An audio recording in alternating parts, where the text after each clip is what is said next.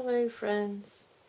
So I went online to a website called www.mentalhealth.org.uk and looked up some information in regards to the mental health of young people.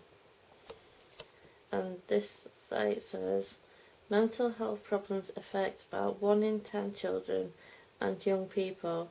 They include depression, anxiety and conduct disorder and are often a direct response to what is happening in their lives. 70% of children and young people who experience a mental health problem have not had appropriate interventions at a sufficiently early age. Things that can help keep children and young people mentally well include being in good physical health, eating a balanced diet and getting regular exercise, having time and the freedom to play indoors and outdoors, being part of a family that gets along well most of the time, going to a school that looks after the well-being of all its pupils, taking part in local activities for young people.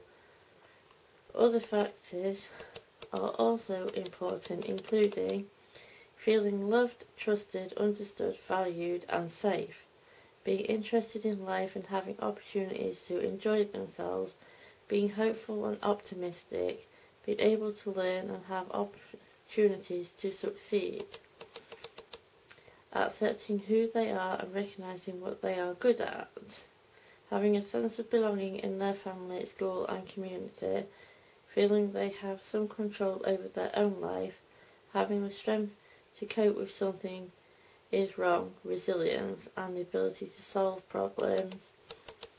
Surveys suggest that more children and young people have problems with their mental health today than 30 years ago. There are certain risk factors that make some children and young people more likely to experience problems than other children, but they don't necessarily mean difficulties are bound to come up or are even probable. Some of these factors include having a long-term physical illness, having a parent who has had mental health problems with alcohol or has been in trouble with the law, experiencing the death of someone close to them, having parents who separate or divorce, having been severely bullied or physically or sexually abused, living in poverty or being homeless, experiencing discrimination perhaps because of their race, sexuality or religion, acting as a carer for a relative, taking on adult responsibilities, having long-standing educational difficulties. There are some mental health problems that can affect children and young people. Depression affects more children and young people today than in the last few decades, but is still more common in adults. Teenagers are more likely to experience depression than young children. Self-harm is a very common problem among young people. Some people find it helps them manage intense emotional pain as they harm themselves through cutting or burning, for example. They may not wish to take their own life. Generalized anxiety disorder, GAD, can cause young people to become extremely worried. Very young children or children starting or moving school may have separation anxiety. Post-traumatic stress disorder, PTSD, can follow physical or sexual abuse, witnessing something extremely frightening or traumatizing, being the victim of violence or severe bullying, or surviving a disaster. Children who are consistently overactive, hyperactive, behaving impulsively and have difficulty paying attention may have attention deficit hyperactivity disorder, ADHD. Many more boys than girls are affected. The causes of ADHD aren't fully understood. Eating disorders usually start in the teenage years and are more common in girls than boys. The number of people who develop an eating disorder is small, but eating disorders such as anorexia nervosa and bulimia nervosa can have severe consequences for their physical health and development. There is a help group called Papyrus, Papyrus, which is Prevention of Young Suicide. I developed mental health problems when I was 15 through having been bullied in school. I didn't spend a lot of time in school because of having been bullied, and it has contributed to aspects of my personality because I developed depression and consequently have developed anxiety and have suffered from panic/anxiety attacks. I'm a member of groups that do help people that have mental illnesses and other illnesses, like combined physical illnesses that can make people depressed and stuff. But this video is about children and young people. I gleaned the information that I've read out from www.mentalhealth.org.uk. I did want to give this information in the video, and I'll put it in the description box as well. If you're feeling like this, as I've read out, I'd like to say that if you're a parent or a grandparent, an aunt, an uncle, a teacher, any adult that cares for a child, the child or young person might feel like closing themselves off and perhaps self-harming, which includes cutting themselves or maybe taking pills, things like that. Try, if you can, to be their support. They can be a risk to themselves and possibly to other people because they want to act out, but if you show that you love them and you trust them and care for them and help them as much as possible. If I'd had more support and more understanding myself when I was a child from teachers and from other adults, I might have been better now than what I am. So try to help them find interests that like things that they like to do, and encourage them to do those things.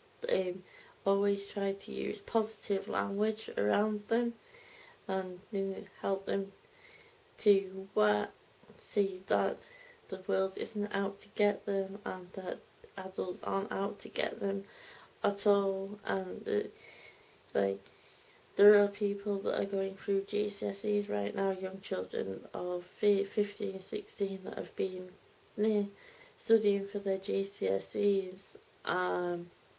We all remember what it's like to be studying for GCSEs. I've been studying for mine as an adult, and I know how stressful I found it as a woman in her mid-30s to do my GCSEs, so I know how difficult a girl or boy of 16 must be finding it, and the fact that many of them will be going on to do their A-levels next year when they're 17, and then they'll be preparing to leave school at 18 and possibly go on to college and things like that.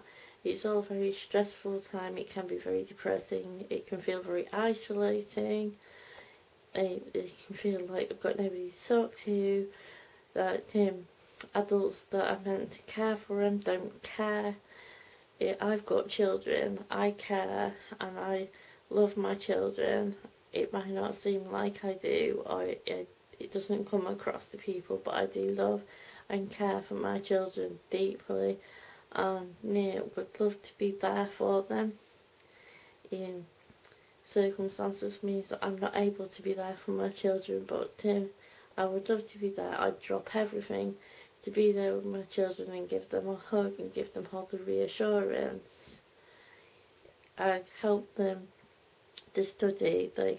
We could help each other to learn, and could help them to feel like they belong as part of the family and belong as part of the social group. Can help them to be resilient, as it says, have the strength to cope when something is wrong, and ability to solve problems. You can help them to solve a problem. They do need to be able to feel that they can talk to you and that you're not against them. I'm not against my children. Like I said, I'd love to be there for them. Like I said, surveys have suggested that there's more children these days that are suffering from mental illness, who are self-harming, who are wishing that they weren't here anymore, than there were like 30 plus years ago. We need to be there for our children. We need to keep this conversation going. We can't just pretend that these things are not happening in this day and age, because they are. And 2 in 10 children end up suffering from depression. I'm one of those 2 in 10 that ended up suffering from depression right back in 1995-96 when I was 15, 16 years old, and experiencing all the changes that I was experiencing, like the upheaval of changing schools and everything. It's all a really difficult time, and we need to be there for our children. Things don't always work out for people as we're growing up, but we need to have adults that are there to say that we understand and everything. And I really needed to make this video. I will try to update as time goes on. I do research as much as I can on the subjects that I've been putting up to do with everything. There's a lot of us YouTubers that try to keep these kind of topics out there in the world so that people know that they're not alone. There are like lines you can phone, Childline, even try phoning Samaritans. I mean, phone somebody, get in contact with a group, try to seek out help through, if you have a social worker or a teacher or a really close adult friend that you can talk to, that you know you can trust, that aren't going to hurt you, or please do that. And if you like this video, please give it a thumbs up. Please support what I'm trying to do on this channel with my videos, and then leave any advice that you have, and help, and any like phone numbers and things for helplines in the comments down below. Share this on Twitter, on Facebook, anywhere that you can possibly share it to get this out. Our young people need us. Don't let them down.